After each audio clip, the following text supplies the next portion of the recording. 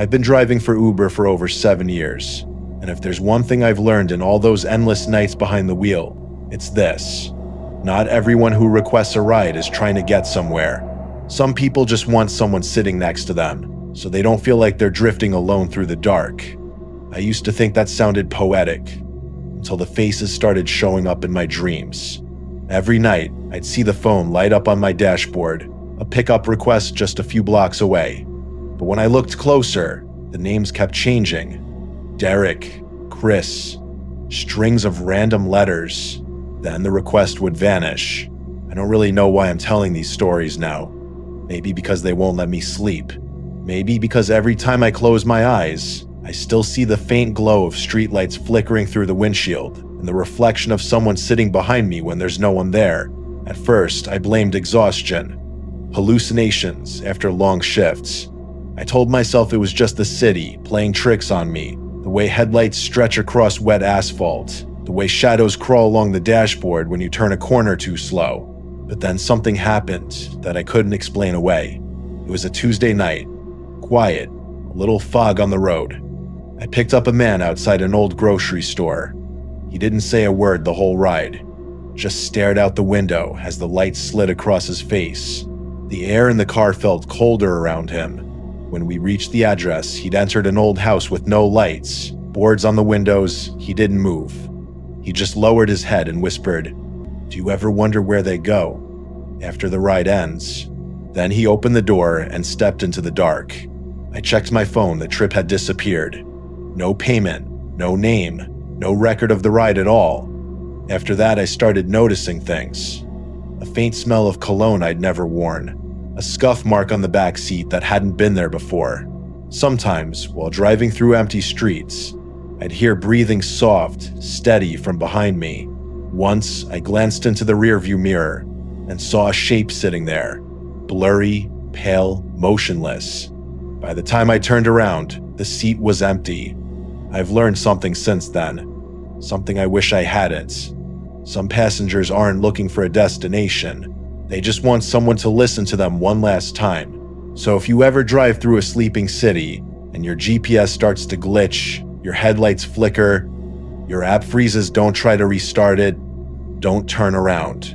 Because maybe that ride wasn't meant for the living. I wish I had understood that sooner. Because for me, that night was only the beginning. It was late on a Sunday night when the first story began, the kind of night where the city feels hollow, like it's exhaling after a long weekend. I had been driving since dusk, doing one trip after another, letting the hours blur together until the roads became muscle memory. My last ride had just ended, and I was thinking of calling it a night when another request popped up. The name on the screen read Derek. His rating was perfect, and the pickup spot wasn't far, an empty parking lot behind a closed diner. Normally, I would have ignored a request like that. Nobody sane waits for a ride in a place like that after midnight. But something about the stillness of the night made me curious. The air felt heavier, like the world itself was holding its breath. When I pulled into the lot, the headlights swept over cracked asphalt, and a single figure standing near a flickering lamppost. He was tall, wearing a dark coat that hung too loosely around him. His head was slightly bowed as if he was whispering to the ground. I rolled the window down halfway and called out, "Derek?" He didn't answer right away. Then he turned his head slowly, just enough for me to catch the pale outline of his face. He nodded once, climbed into the back seat, and shut the door with a quiet click that seemed too soft for how cold it sounded. "Where to?" I asked, glancing at the GPS. The app had already loaded a destination on the edge of town, near the industrial area. No lights, no businesses, just a cluster of abandoned houses from decades ago. As we started moving, he didn't speak, didn't move. I tried small talk out of habit, weather, traffic, anything, but he never responded. He just sat there, eyes fixed on something beyond the window. In the mirror, I caught his reflection, his lips moving, but no sound came out. The road out there was long and winding, a thin ribbon of concrete that seemed to stretch forever. My phone's signal flickered in and out. Streetlights grew scarce until only the car's beams cut through the dark. That's when I noticed it. The temperature had dropped inside the car. The windows began to fog, though the heater was on low. I reached to adjust it, and in that moment, from the mirror, I saw him lean forward just slightly. "You've been driving a long time," he murmured, his voice flat but low, like a thought escaping by accident. I froze. "Yeah," I said, forcing a laugh. "Long night." He didn't respond. A minute later, he whispered again, "You take them all the way home?" The question didn't make sense, not really. I asked what he meant, but he didn't answer. Instead, he pressed his hand against the fogged glass, leaving a faint, wet print that looked strangely gray. Then, quietly, he said, "They never remember me. Not at first." I gripped the wheel tighter. The GPS arrow started spinning, losing signal completely. The world outside the windshield dissolved into endless black, except for the faint outline of trees. I slowed down, realizing I didn't recognize the road anymore. "We're almost there," he whispered again. I didn't remember him checking the map. I didn't even know if he could see the screen from back there. The air felt heavy, like it was pressing against my chest. I turned around, ready to ask him if he wanted to cancel the ride, but the seat was empty. The door hadn't opened, the car hadn't stopped, and the app still showed the trip in progress. My throat went dry. "Derek?" I called, though my voice cracked halfway through.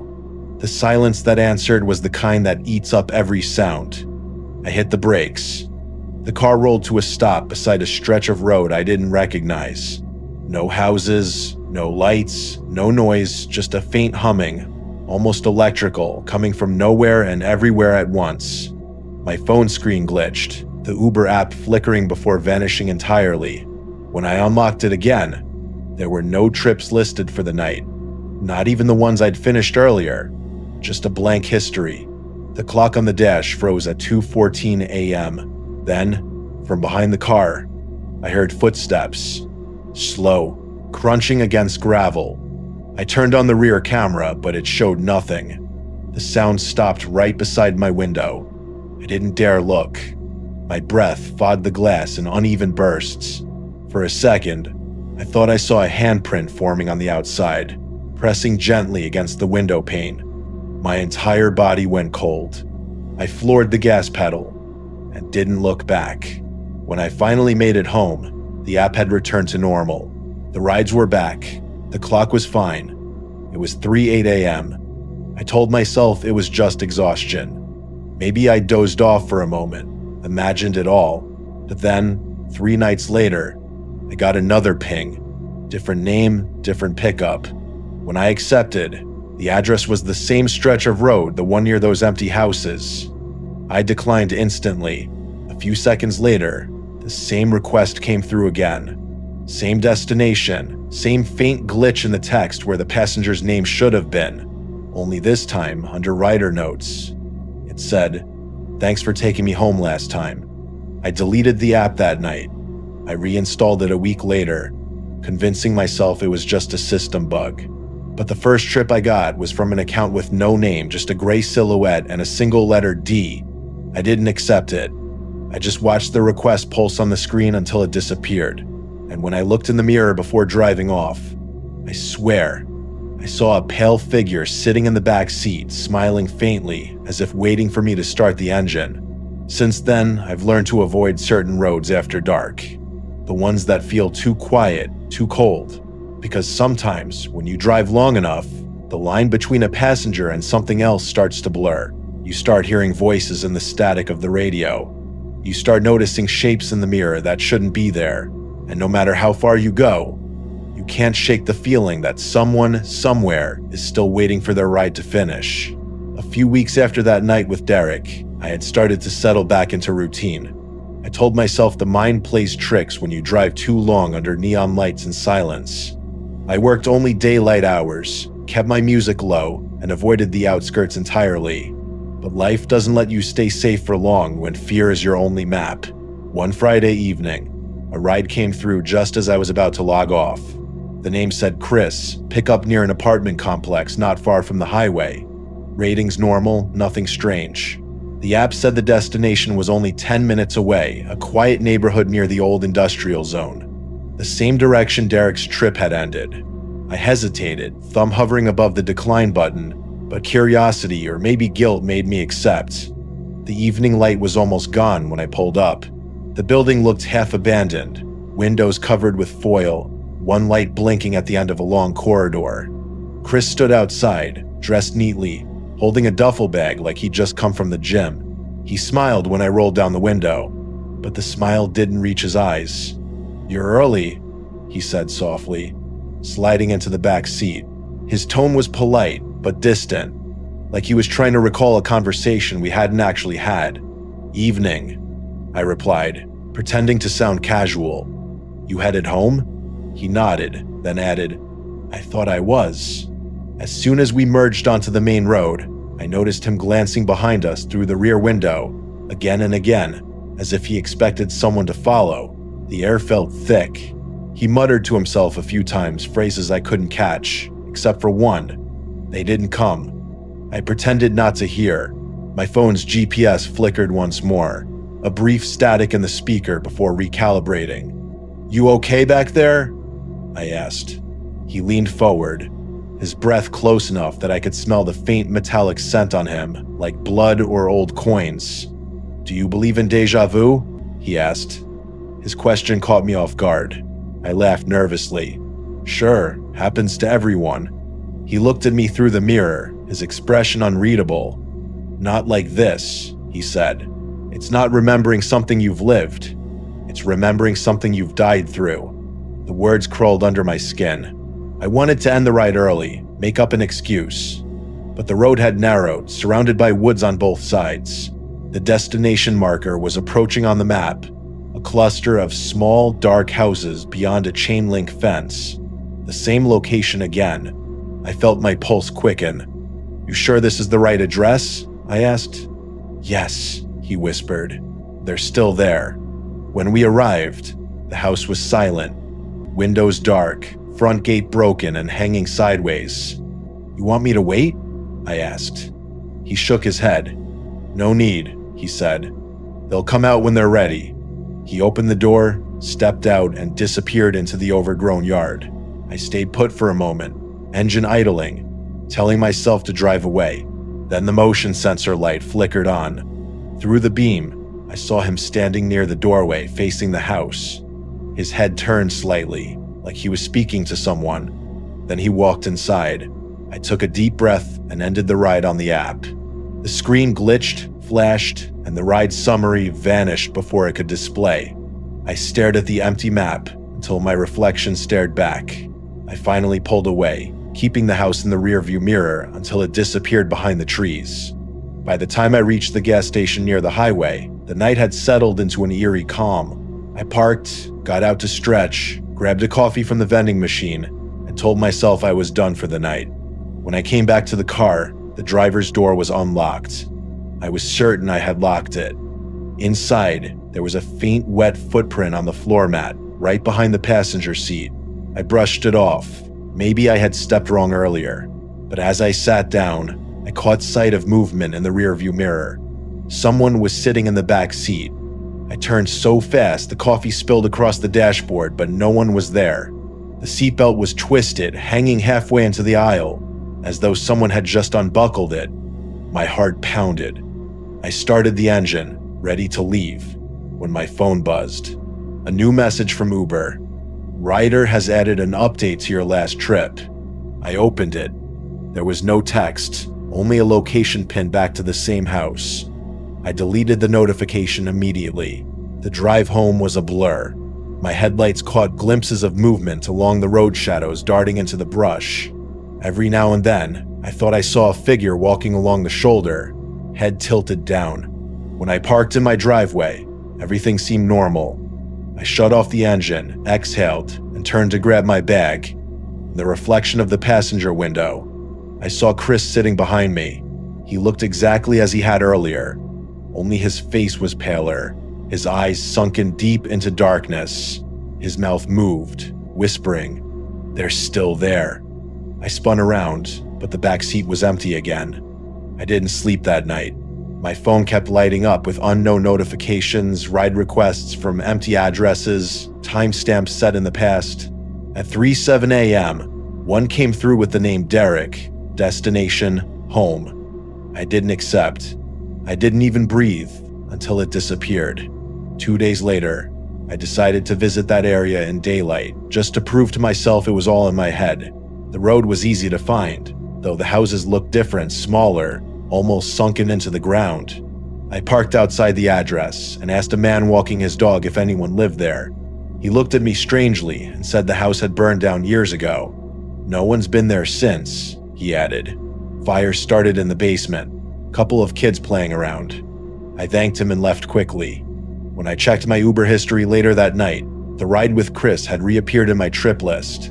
Only this time, the timestamp said, completed 3:07 a.m. I didn't drive that night, but the next morning, I found the back door of my car open and a duffel bag resting on the seat. Inside was nothing but ash. I deleted my driver account the following week. Thought it was over. But sometimes, when I use rideshare apps as a passenger now, the same username Chris pops up under nearby drivers, always 1 minute away. And once, when I glanced out the window of a moving car, I could have sworn I saw his reflection in the glass, looking in, mouthing the same words over and over. They're still there. There's one story I didn't want to tell, maybe because it doesn't involve me directly, but it still haunts me every time I open the Uber Eats app. It happened to a girl named Madison. She was 18, living alone in a small apartment complex right outside Phoenix, a quiet part of town where nothing ever happens. She was a college freshman, the kind of kid who worked part-time at a bookstore and stayed up late watching true crime documentaries, thinking she understood fear. The night it happened, it was raining a slow, steady drizzle that made the air smell like wet pavement and cold iron. Madison had just finished studying and decided to order dinner before bed.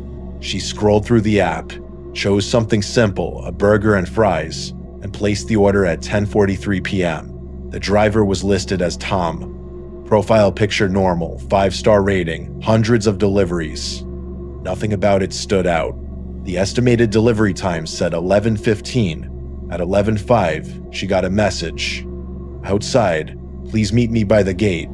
Madison grabbed a hoodie, slipped on her slippers, and went down to the front gate. There was no car, no headlights, just the sound of rain tapping against the pavement. She waited for a minute, texted him back, "I don't see you." No response.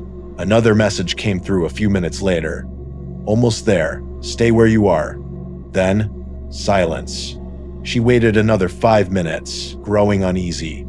Finally, headlights appeared at the end of the street, an old silver sedan rolling slowly toward her. It stopped across the street. The driver didn't get out. The window rolled down halfway. Madison saw a man's silhouette, motionless, just watching her through the rain. Something about the way he sat still, deliberate, made her skin crawl. She called out, "Are you Tom?" No answer. The window rolled up and the car drove away. When she got back to her apartment, her phone buzzed again. The Uber app showed the delivery as completed.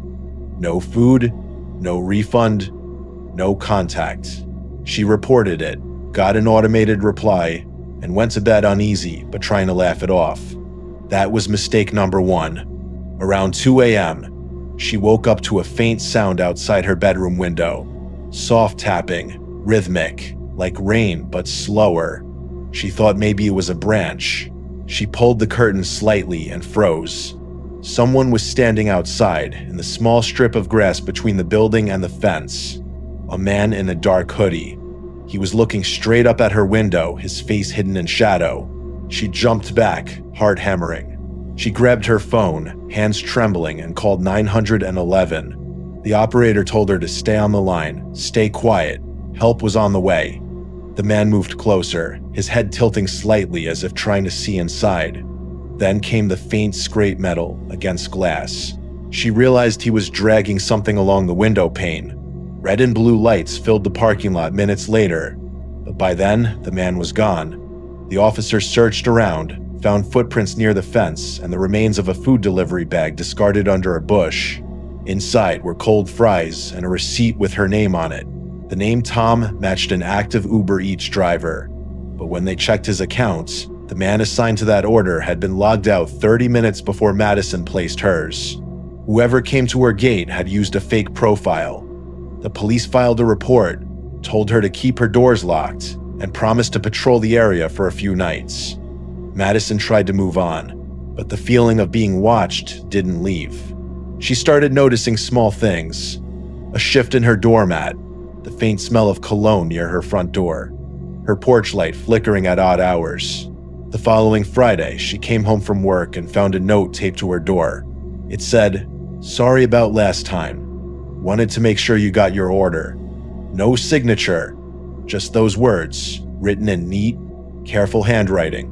She called the police again, but there wasn't much they could do. No fingerprints, no witnesses, no cameras near her unit. They suggested she install motion lights, maybe even move in with a friend temporarily.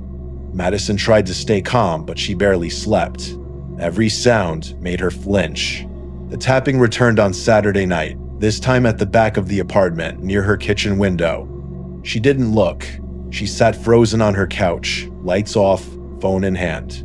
The noise stopped, then shifted slow footsteps circling to the front door. The handle jiggled. Once, twice, then silence. She called her friend Emma, whispering through the phone, trying not to cry. Emma told her she'd call the police again. 10 minutes later, Madison heard a car pull up, doors slam, voices outside. The officers checked the yard, nothing. But one of them noticed footprints again, leading toward the trees behind the complex. They told her to stay somewhere else that night. Madison packed a small bag, but before leaving, she checked the peephole one last time. Through the fisheye glass, she saw a shape move across the hallway. Slow, deliberate, pausing right outside her door. She didn't breathe. The person didn't knock, didn't move closer. Just stood there. Then, something slid under the door. A folded paper napkin. She waited until she couldn't see the shadow anymore before picking it up. On it, in smeared ink, was written, "Don't call them again." The next night, police decided to run a sting. They parked an unmarked car nearby, lights off, waiting to see if he'd return. Madison stayed with Emma, but left her living room lights on, curtains open, as bait. Around 2:15 a.m., motion sensors picked up movement near her patio. A figure approached, crouched near the sliding door. The moment he touched the handle, floodlights exploded across the yard. The man bolted. Officers chased him through the field, tackled him near the dumpster. He didn't resist. When they asked his name, he said, "Tom." He was wearing an old Uber Eats jacket and carrying a phone with multiple fake delivery apps installed. In his car, they found several uniforms, wigs, and dozens of screenshots of customer profiles. Madison's name was one of them. She was safe, at least in the way you can ever be after something like that. But even after they arrested him, her nights didn't go back to normal. Every creak sounded like a knock. Every passing car made her heart stop. The worst part was what the detective told her later, that when they checked his phone records, they found audio files. Hours of recordings taken outside different houses. One of them was hers. You could hear rain, faint breathing, and her voice inside, talking on the phone with her friend. The last few seconds of the clip were him whispering, "You looked right at me." Madison moved 2 months later, changed her number, deleted all delivery apps. She doesn't talk about that night anymore, but sometimes, when new tenants move into her old unit, they report hearing soft tapping on the window after midnight, even on clear nights. A slow, rhythmic sound like someone checking to see if you're still awake. It was supposed to be just another night out for Lily and Marcus, a quiet dinner, a few drinks, maybe a walk by the waterfront before heading home. They lived in Washington, D.C., both in their late 20s, working exhausting jobs that left them drained by Friday. That evening, they left a restaurant around midnight, laughing, slightly tipsy but steady. Rain clouds were gathering, and the street was nearly empty. They decided to call an Uber rather than risk finding parking downtown. Marcus pulled out his phone, requested a ride, and the app matched them almost instantly. The driver's name was Andre, black Toyota Camry, plate ending in 472. ETA, 3 minutes. Everything looked fine. A car pulled up. Less than 2 minutes later, a black sedan, spotless, headlights low. The driver leaned over and waved through the passenger window. "For Marcus?" he called. Marcus nodded, and the man smiled. "Yup, that's me. Hop in." Lily hesitated, glancing at the plate. It ended with 471, not 472, but the first few digits matched. Maybe just a typo, she thought. The man's demeanor was calm, professional. He wore a company lanyard and had a phone mounted on the dash, a navigation map open. Nothing looked out of place. They climbed in. The car smelled faintly of antiseptic and leather. The driver didn't say much, just confirmed their destination, a quiet suburb about 20 minutes away. Rain started falling heavier, the city lights blurring into ribbons against the wet glass. Lily leaned her head against Marcus's shoulder, half asleep, until she noticed something strange. The route on her own phone didn't match the one on his dashboard. The car was heading south instead of east. "Hey," she said, sitting up. "I think you missed a turn." The driver didn't answer, just kept his eyes on the road. Marcus spoke louder this time.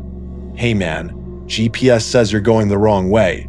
The driver finally replied, voice calm. "Just taking a shortcut. This way's faster." His tone was too casual, too dismissive. Marcus frowned. "Nah man, take the route on the app." Silence. Lily checked her phone again. Their trip had ended. The app showed ride completed, but they were still moving. "Marcus," she whispered, her voice tightening. He looked at his own phone. It had frozen. The signal was gone. The rain outside turned to a thick downpour, drowning out the city behind them. Buildings thinned, replaced by empty streets lined with warehouses. The driver hummed softly, some old tune they didn't recognize. "Sir?" Marcus said, trying to stay calm. "We're going to end the ride here. Pull over, please." The man kept driving, his hands steady on the wheel. When Marcus reached for the door handle, it didn't budge. The child lock indicator glowed faintly red. He looked back at Lily, her eyes wide, breathing fast. "Hey!" Marcus shouted. "Let us out!" The driver said nothing, just kept humming. The windshield wipers beat faster, the rhythm almost syncopating with their hearts. They passed an intersection, street signs flashing unreadable in the rain. Lily tried calling 911, but there was no service. Only a faint static hum that grew louder the longer she held the phone to her ear. She hung up, shaking. "Marcus," she whispered. "Something's wrong." Then, without warning, the car slowed down. They were in an industrial district now, rows of empty storage units and loading docks. The driver turned into a narrow alley, tires crunching over gravel. He parked beside a corrugated metal building and killed the engine. For a moment, no one spoke. The sound of rain on the roof filled the silence. Then the driver turned around. His face was pale under the dashboard light, eyes unfocused. "You shouldn't have come," he said quietly. Lily's voice cracked. "What are you talking about?" The man blinked, slowly, as if waking from a trance. "They told me to bring you here." Marcus tried the door again, slamming his shoulder into it. It wouldn't move. He reached into his pocket, gripping a small pocket knife he carried out of habit. "Unlock the doors," he ordered. The man didn't react. He just stared at them for a few seconds before turning back to the wheel and whispering, "They're already here." Then he opened his own door and stepped into the rain. He didn't run, didn't look back, just walked toward the darkness behind the warehouse and disappeared. Marcus climbed over to the front seat, trying to force the locks, finally breaking the switch panel with the knife. The doors released. They stumbled out into the downpour, slipping on the wet ground. The area was dead silent except for rain. No lights, no people, no traffic. They started running toward the main road, splashing through puddles, trying to orient themselves. Behind them, the car's headlights flicked on again. The driver was back inside, but he wasn't alone. Through the rain, they could see silhouettes, 2, maybe 3, sitting motionless in the back seat. Marcus and Lily didn't look back again. They found a gas station a mile away and burst inside, soaked and shaking. The attendant, an older man, handed them a towel, listening as they stumbled through their story. When he asked for details, Marcus showed him the fake Uber screen. The attendant's face went pale. "You're lucky," he said. "People have been disappearing around here for months. Police think someone's been cloning rideshare profiles." He pointed to the security monitor above the counter on the screen. They could see the black sedan passing slowly by the station, headlights sweeping across the windows. "That him?" the attendant asked quietly. Marcus nodded. "Lock the doors," the man said. Police arrived half an hour later, but by then, the car was gone. They ran the plate registered to a rental that had been reported stolen 2 days earlier. The real Uber driver, named Andre, confirmed he'd never accepted their trip. His account had been compromised for over a week. Officers searched the area, found tire tracks and boot prints near the warehouses, but no trace of the driver or the people they thought they saw in the back seat. Days later, Lily couldn't shake the image of those figures in the car. She'd wake in the middle of the night and swear she heard rain against the window, the faint hum of a car idling outside. Marcus tried to comfort her, but he was haunted too. One morning, he checked his phone and found a new ride notification pickup request from the same address near the industrial zone. It was labeled Scheduled Trip, Andre. He hadn't used the app since that night. They moved away 2 months later, back to Lily's hometown in Oregon, hoping distance could wash away what happened. But sometimes, when Marcus drives alone at night, his phone screen lights up unexpectedly with a rideshare notification. No name, no destination, just the words, "Rider waiting." Once, he glanced into the rearview mirror and thought he saw movement in the back seat, a faint outline, watching. He told himself it was just headlights, just reflection, but deep down, he knew better. And here's the part that chills me most. A few weeks ago, a rideshare safety report surfaced online, one of those Reddit threads filled with "be careful" stories. Among the posts was a photo taken by a new Uber driver. It showed a black sedan parked under a broken streetlight, rain pouring down, and a single figure inside staring straight into the camera. The caption read, "Picked up the wrong couple tonight. Dropped them off. Got paid in cash." The app says they never existed. The username? Andre471. I still think about those rides sometimes. Derek, Chris, the girl who ordered food, the couple who stepped into the wrong car. 4 stories that were supposed to end the moment the door closed, yet somehow they keep circling back like a route the GPS can't escape. Maybe they're coincidences, maybe urban myths. But when you've driven enough empty streets at night, you start realizing how thin the veil really is between what's real and what's waiting just outside your headlights. You start to notice patterns, the names that repeat, the destinations that disappear from your trip log, the way a passenger's reflection lingers in the mirror for a second longer than it should. And once you notice them, you can't unsee them. That's the curse of remembering too much of the dark.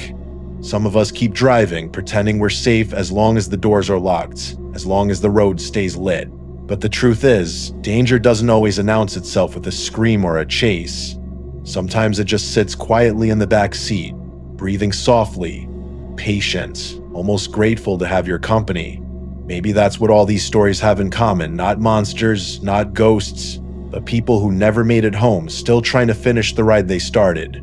I used to think the scariest thing about driving late was the isolation, the silence.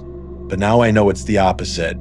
It's realizing you were never truly alone, that someone or something has been there all along, following the same route, sitting just out of sight, waiting for the engine to die so it can whisper again, "Thanks for the ride." So if you ever find yourself behind the wheel past midnight, when the streets are empty and the air feels heavy enough to choke, and your phone lights up with a new request from a name you almost recognize, don't accept it. Don't look too long into the mirror. Just keep driving until the signal fades, and pray that whoever's waiting finds their way home without you. Because once you take that ride, it doesn't end when they get out. It never really ends.